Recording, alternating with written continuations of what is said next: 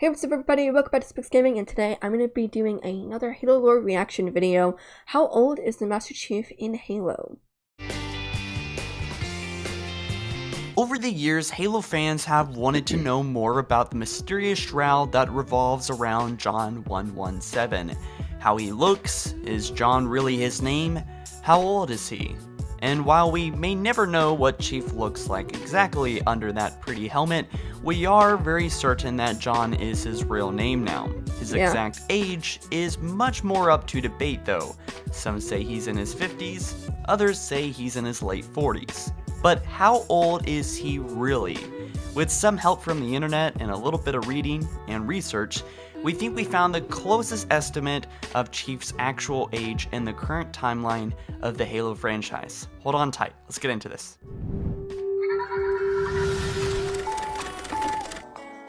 Born on March 7th, 2511, John was like many other humans when the Covenant first attacked, that being just a child. But we know that he wasn't your ordinary child, don't we? Fast forwarding the current Halo timeline, which is in the year 2559, and any normal human would be sitting damn close to the big 50 mark. If John wasn't turned into a Spartan, he would be over 48 years. But all this is excluding the huge factor of cryosleep. Unlike the events of Reach through Halo CE, it was hard to find any significant mentions of Chief being in extended cryosleep. We can, however, assume that over Chief's multi-decade-long service with the UNSC before the Reach situation, that he would have at least reached 6 months up to a year's worth of cryosleep when it all added up. Wow. But there is no direct evidence of all this. But going by how often UNSC ships must travel extreme distances through space, we can assume that Chief would occasionally decide to chill out for a week or two and cryosleep to help pass the time. Now that we got that out of the way, let's just focus on the times that Chief has officially been in cryosleep. Starting off with the first time ever we've seen Chief coming out of the cryo on the Pillar of Autumn during the initial part of Halo CE. His time in cryo before being awakened was about 3 weeks of worth of time, so we can add this up with his other time and subtract from the normal age of 48 that we started with earlier. After the war, Chief went into a long slumber between the events of Halo 3 and Halo 4, as many of us know, and this was a very long time. 4 years, 7 months, and 10 days to be exact. We can quickly add up the 21 days from Reach to the Installation 04 sleep, and that gets some 4 years and around 8 months of known time in cryo. Now this is where the exactness is hard to predict, but we can get a ballpark guess that Chief has been in cryosleep for nearly 6 years of his entire life when we add up or assumed total prior of Reach. Which brings us to the conclusion of this long wonder debate. With the information we have here, plus with a little bit of estimating and assumptions, we can say that Master Chief is around the good old age of about 42. Not nearly as old as most people like to think he is. That has him not being much older than many of the Spartan 4 characters that we have met in the past few years. John has many more adventures left in him, and if he manages to stay alive both in battle and on the 343 writing table, then I think that would be great. Although, as we have heard a long time ago, 343 Industries already has Master Chief's ending planned. So that's very interesting. He does somehow, in some way, meet his end in the Halo series. Whether he dies or not is up to debate. But we are glad to bring some light on Chief's age. I feel like that age is around the time of like Halo 4. But then you think about Halo 5 and then Halo Infinite. Well, I mean, Halo 5, it showed Halo 5 clips there. So 42, so that would be like around Halo 5 time. But then you think about the latest game. So that is kind of hard to imagine.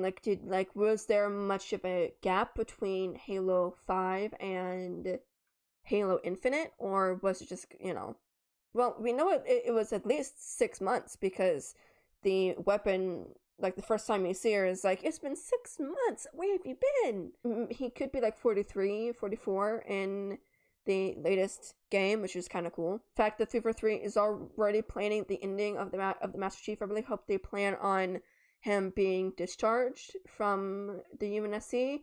not him dying in the line of duty, because I don't want that. Hey, what's up everybody? Welcome back to Spiggs Gaming, and today I am going to be reacting to another Halo lore video, how the Gravemind broke Cortana between Halo 2 and Halo 3. So hey guys, welcome back. One of the original Halo trilogy's most important untold stories is what happened to Cortana when Chief left her behind on High Charity. While he returned to Earth, the Covenant's holy city was slowly turned from the shining beacon of the Great Journey into a mobile flood hive, home to the Gravemind, and Cortana was the last friendly left on board. At the end of Halo 2, we see her trying to gain control of the Gravemind, both in conversation and also physically by blocking his tentacles. But then, 38 days later, when Chief returns to rescue her, she's a broken, defeated mess. To say that Cortana was created from the brain of arguably the most intelligent human being to ever exist, bending and breaking her psyche to the point of self-defeat requires torture beyond human comprehension. And yet, the Gravemind managed to do it. And so, today, I want to go through exactly how the Gravemind managed to utterly break Cortana between Halo 2 and Halo 3, something that Halo 3 only lightly touches on. So, let's begin.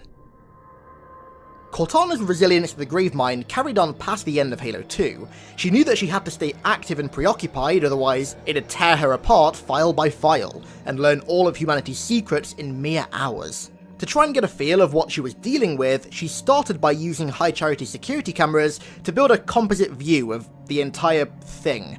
When it tried to begin talking to her, she immediately interrupted, asking why it always talks in rhyme, and remarking that it was nothing personal, but "you're no Keats," referring to John Keats, an old English romantic poet whose poetry was written in iambic pentameter, the same speaking style used by the Gravemind.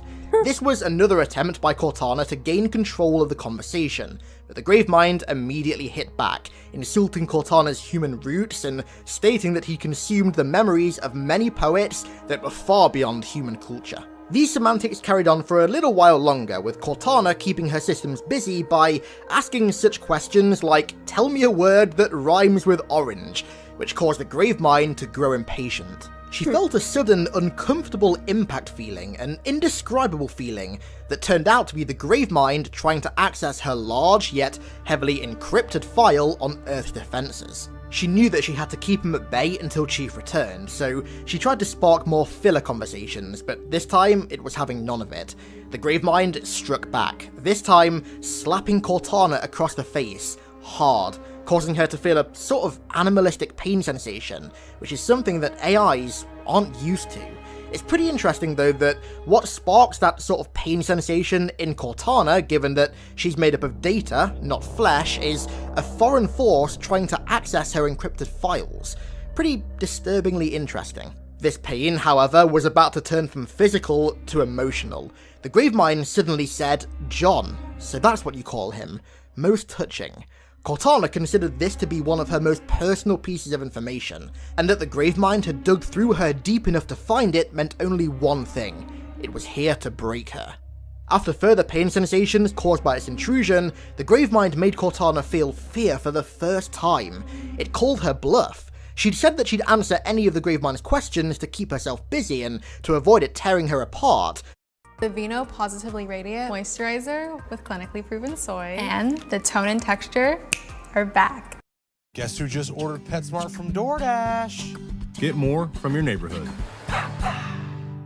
But the Gravemind exposed this for exactly what it was, a way to feed her drug-like addiction of knowledge. She tried to laugh this off, but again, it just exposed her joking for what it was. A coping mechanism. This entire time, she'd also been getting these weird visions of a forest, a distinctly alien forest. However, these memories definitely weren't hers. This forest was nothing like anything that she'd ever seen before. It was genuinely alien, and she wanted to know more. This addiction to knowledge that the Gravemind had exposed was getting the better of her. This forest was nothing but a memory that the Gravemind had consumed, and it was using it to exploit her addiction and bait her into a trap. And it was working. In the forest, every line of code in her was wanting to know more, to investigate the environment, but she knew that it was a trap and tried to resist. This created a virtual feeling of suffocation. Her processing data was her oxygen, and she was cutting off its supply. The few times that her temptation got the better of her acted as vectors for the Gravemind to infiltrate her systems, causing these sharp, stinging pains on her legs. This simulation, this illusion, ultimately ended in Cortana experiencing the final moments of this forest past inhabitants at the hand of the Flood. She saw them swarm, she saw the Flood violently infecting others before viciously slaughtering and mutilating her. She'd been forced to experience death by the hand of the Flood. This temptation of vast knowledge had reminded her of something that Dr. Halsey once warned her about: rampancy, an almost dementia-like state caused by overconsumption of data in AIs. Eventually, knowledge would drown her, a thought that triggered the Gravemind to create a new illusion, this time floating her in an infinite ocean where the water was knowledge. She had to stay afloat. If she sunk into the knowledge and begun to absorb it, she'd never come back up. The Gravemind's voice carried over the ocean winds, trying to destroy her trust in humanity and Chief by claiming that she was merely a tool for them, doomed to one day go so crazy that her creators would shut her down and merely forget about her. This thought of leaving humanity behind made her worry about Chief and who was going to take care of him after she was gone, but the thought of him instantly brought her out of the illusion and back into reality. All along, the Gravemind had been simulating the 3 stages of rampancy within her: sorrow, anger, and envy. And now, to make it even worse, it was forcing her to experience the memories of a once infected UNSC Marine. She suddenly felt tired, sleep-deprived, a feeling that she'd never experienced before because she didn't need to, and it caused time to slow down. This made her begin to question Halsey's ethics when creating her. She was effectively her mother, and she doomed her to die after only 7 years? It just seemed callous. She then started to worry about Chief. After she was gone, he'd get paired with new AIs, whether he liked it or not. Would he prefer them? Would he even miss Cortana? Would he forget her? These thoughts hurt her so much, she screamed out in an electrified agony. However, she felt like she needed to hold on to this new dark reality. Despite the intense pain she was enduring because of it, she felt like there was something buried within it that might just save everything. But then, after playing into the Gravemind's hand for so long, she was finally rewarded. It told her of a single Covenant ship ravaged by the Flood that was being sent to Earth, the ship that crashed in Halo 3. This was her chance. Using the Gravemind's link to the ship, she had to somehow get a physical message to humanity on board to warn them of the impending Flood invasion. Earlier on, she'd created these data-stripped copies of herself, and she used every ounce of concentration that she still had to have one of these copies record a message before routing it through the Gravemind's link to the ship and getting it on board. Now that she was finally free of that burden, she had only one objective: survive until Chief came to rescue her, and it wasn't going to be easy. She began going through painful mood swings where her onset rampancy would quickly flick her between mental and emotional states. One minute she was resilient, then she was furious with Halsey, and then she was worried about what Chief would do after her, then worried that she'd be a broken mess when he rescued her. At the same time, all of these mental states inflicted physical pain too. She tried to fight back, inflicting some of the pain of rampancy on the Gravemind, causing him to lash out at her physically, but all attempts at retaliation were ultimately futile. The Gravemind had damaged her so greatly that she was beginning to unravel, slowly being tormented by the rampancy that she was being forced to suffer through. Then, a revelation, but not a good one. She realized the Gravemind had secretly let her record and send that message to Earth to lure Chief to its hive, so it could consume the one thing that Cortana cared most about. Her only bet now was to initiate a shutdown and deactivate herself, and just lie in wait for Chief to rescue her. Doing so put her in a state of almost sleep paralysis, teetering on the edge of oblivion, constantly tormented by the Gravemind's intrusions. She jumped between hating and missing Halsey, and the constant thought of erasing important memories to prevent the Gravemind from accessing them, at the cost of her personality, ate away at her. The thought of failing Chief caused her to break down into tears, when suddenly, she heard gunfire. With every new shot that she heard, she was hit with a new wave of pain because, at this point, she was almost one with the Flood, so whatever hurt the Flood, hurt the Gravemind, and thus, hurt her. She started to hopefully believe that the shots were Chief, and she tried calling out to him, but the Gravemind still had total control of her. It interrupted her calls with that of another, similar-sounding voice, almost like a crude imitation of her, but it wasn't coming from her. Suddenly, the roof began to cave in, but through it peered yet another illusion. Or so she thought. It was Chief. She didn't believe it. She was teetering on the edge of rampancy, so maybe this was just another one of the Gravemind's illusions being used to sort of ease her into madness. Either way, she gave in and spoke to the illusion. You found me. Aww.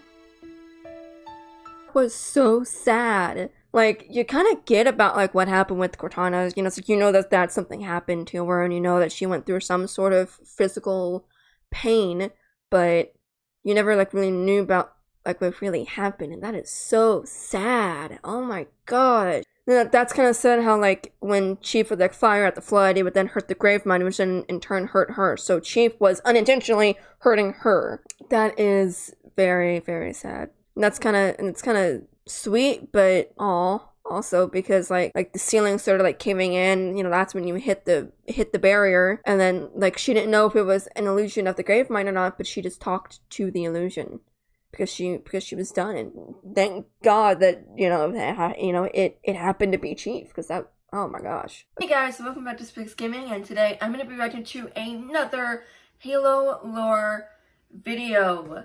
Halo Infinite, the Master Chief's darkest secret. Halo Infinite really dove headfirst into Chief's more human side. Master Chief who we think he is. Long before the Halo Ray existed, the humans encountered the Flood. The leader of the human fleet was named Forthenko, the Lord of Admirals. At this point, all he wanted was to eradicate the Flood. Nothing else mattered. The humans were desperately searching for a safe haven from the Flood when they came across a foreigner planet. You know we have no choice. When seeing that it already showed signs of the Flood on the planet, the humans started to eradicate the planet to cleanse it of its virus. When the foreigners saw this, they took it as an attack on the foreigners themselves and responded with an all-out Forerunner-human war lasting a millennia. The foreigners overcame the humans in this war, but not without suffering severe losses first, thus fueling the Didat's hatred for mankind. He says, "My finest opponent, know this, relentless enemy, killer of our children, Lord of Admirals. Soon we will face the enemy you have faced and defeated, and we are afraid." Humanity hadn't been expanding. They were running. Weakened from our conflict, we were no match for the parasite which pursued you. The foreigners then discovered the Flood and realized that perhaps the humans weren't attacking them at all. A foreigner meeting is held to discuss what to do about the Flood. The Didact in Halo 4, your Didact, proposed to create shield worlds to protect the foreigners from the Flood. Master Builder Faber proposed to create the Halo Ray to wipe out all sentient life in the galaxy. The Didat said doing this is an abomination to the mantle of responsibility. The Master Builder eventually won this political debate and ordered the Didat to stop construction on his shield worlds. The Master Builder exiled him to Earth. After this, the Foreigner Flood War begins and the Halo Array begins construction. The story now shifts to a young foreigner named Bornstellar Mate's Internal Lasting, but we will just call him Bornstellar for now. He and his AI travel to Earth in search of the precursor artifacts. He finds two humans on Earth named Chakas and Riser, and they act as guides to help him find these artifacts. They come across the cryptum containing the Didact and awaken him. Later in the story, the Didact performs a brevet mutation on Bornstellar, essentially making him a copy of himself. The mutation gave Bornstellar all the Didact's thoughts and memories. Bornstellar is now known as Didact, and the Didact is the one who composes almost all of the now endangered species of humans and gets locked inside Requiem by the Librarian. The Isodidact is the one who takes his place and ends up firing the Halo Array to wipe out the Flood. Isodidact says to 343 Guilty Spark before activating the Halo Array, "Were it your choice, could you fire the Halo Array?"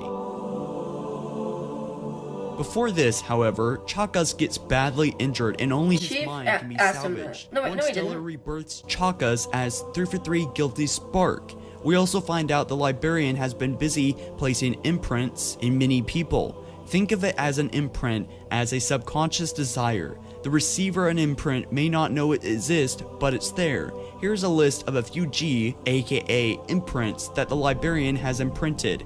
Chakas, Riser, and their AI was imprinted to go to Earth to awaken the Didact in his cryptum. Chakas is imprinted with the Forthinko's Gias. Bornstellar tells of another Gias that he suspects the Librarian imprinted somewhere on the human race.